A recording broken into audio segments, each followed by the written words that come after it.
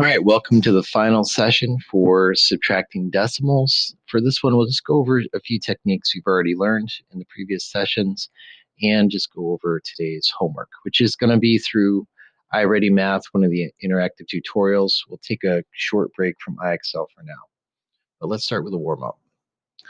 All right, so we use any strategy to find the difference in this. And again, we've talked about this many times, just do the vertical strategy. So for that, we put, of course, first number is always on top and let's put for bottom. So this is always on top because we have this amount and we're taking away, in this case, 1 and 27 hundredths. So I put my decimal first and then that helps me line up my numbers. And any gaps I have here, I can just put a 0 in to hold the place. All right, 7's bigger on the bottom, so we have to borrow from over here. So let me do this. All right, so I borrow from there, and that brings 10 over to here. 10 minus 7 is 3. 3 minus 2 is 1. Bring down my decimal point. 3 minus 1 is 2. And 1 minus nothing is 1. So taking 1 and 27 hundredths from 13 and 4 tenths is 12 and 13 hundredths. And that is our answer for our warm-up. All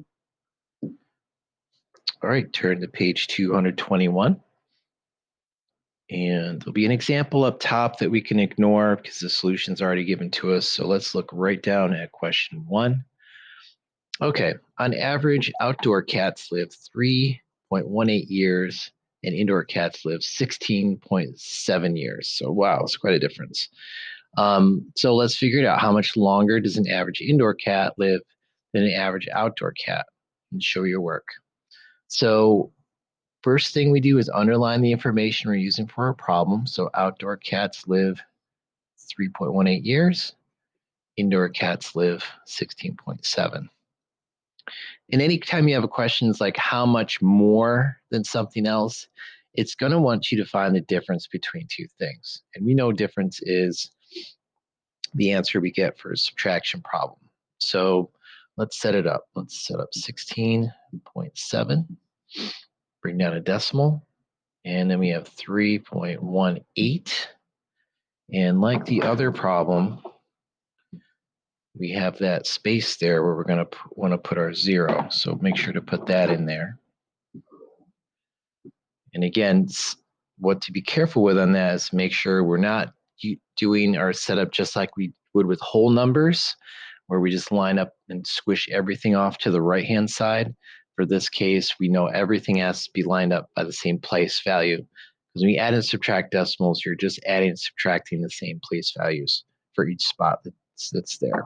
Okay, so bigger numbers on the bottom. So we're going to have to borrow from the 7. We'll change that to a 6, and then we'll bring 10 over to here. And 10 plus 0 is 10. 10 minus 8 is 2. 6 minus 1 is 5. Bring down your decimal. 6 minus 3 is 3. And bring down 1. And an indoor house cat will live 13 years longer than an outdoor cat. How about that? You learned something new today. All right, so turn your page. And let's do number 2 on this page. I like this question because it mixes things up as far as adding and subtraction. So make 2 different spots to do your work. All right, so Ling pays $2.12 for a gallon of milk and $7.79 for a 64-ounce jar of peanut butter.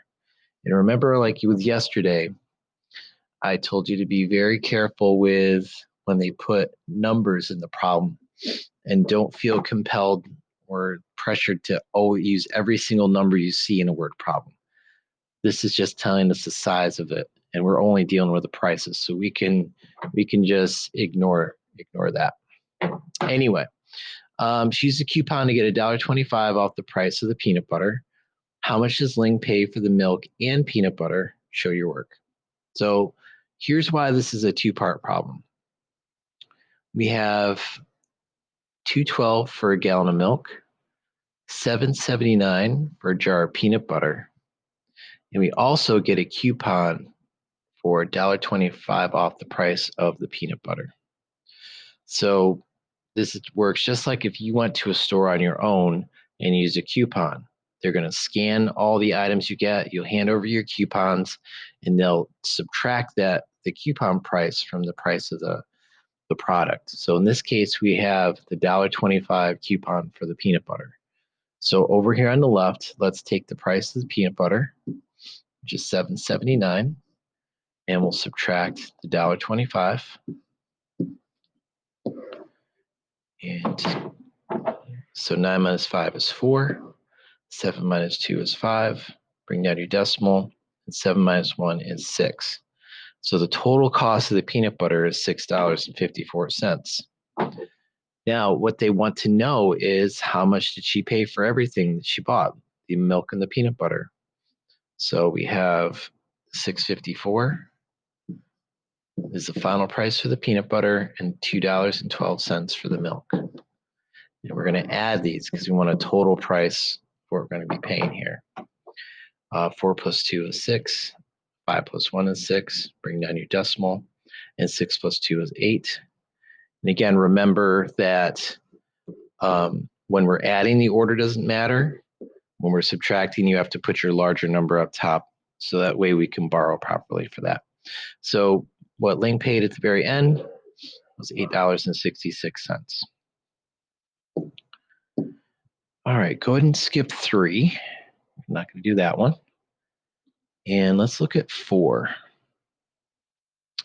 Question 4 is pretty simple. It's not a word problem, just gives us the numbers straight up.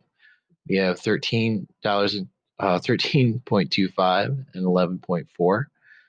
Your first number is the top number, and the second number is the bottom. Top number is our larger amount, and then the next number is how much we take away from that larger amount. So to make sure my decimals are lined up, I put a decimal point first and look at the second number, and then I put it in, 11.4. And I notice that I have this space here that I can fill up with a 0. And let's solve this. No borrowing for the first time. 5 minus 0 is 5. But we do have to borrow here. The 4 is bigger than our 2. So we borrow 1 from over here, which gives us 10 to add to the 2. It's 12. 12 minus 4 is 8. Bring down your decimal. 2 minus 1 is 1. And 1 minus 1 is 0. And lo and behold, that would mean letter D is our answer. All right. So skip 5. This is one of those multiple choice answers that has multiple answers, which I don't like. And let's look at 6. Okay. 2 boxes of books have a total mass of 35.1 kilograms. So let's underline that. Total mass is that. If one of the boxes of books has a mass of 22.08 kilograms, what's the mass of the other box? So what we're talking about here is we have a total and we're given one part. So we have to find the other part, which we can do with subtraction. So we have 35.1. That's our total. One of the weights is 22.08.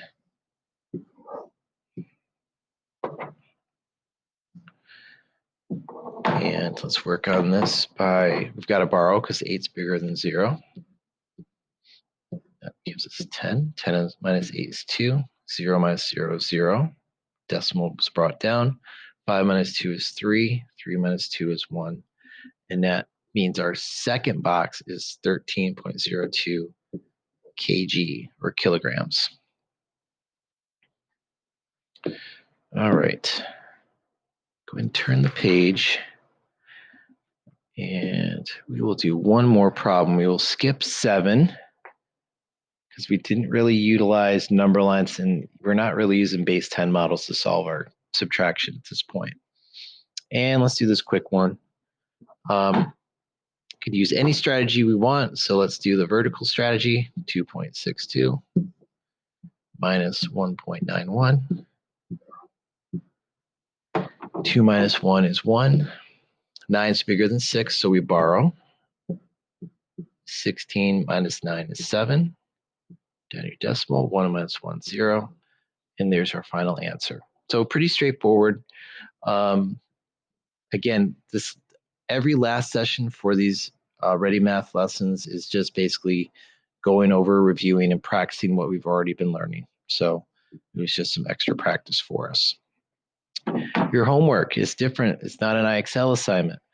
You have an interactive tutorial, which just means it's one of those videos that has the cartoon characters that will do some math, and you'll have to answer as you go. This one will be add and subtract decimals. I thought that'd be a nice wrap up for this lesson. And for that assignment, be sure to watch the status bar at the bottom to show what percent is complete. You'll get to 100%, and then there's a very quick quiz to do at the very end that you'll go through for that one. So do the interactive tutorial and then take the quiz. It's not an actual quiz, it's just what they name it as, but to complete the assignment, you have to do both. So make sure that you do both of those.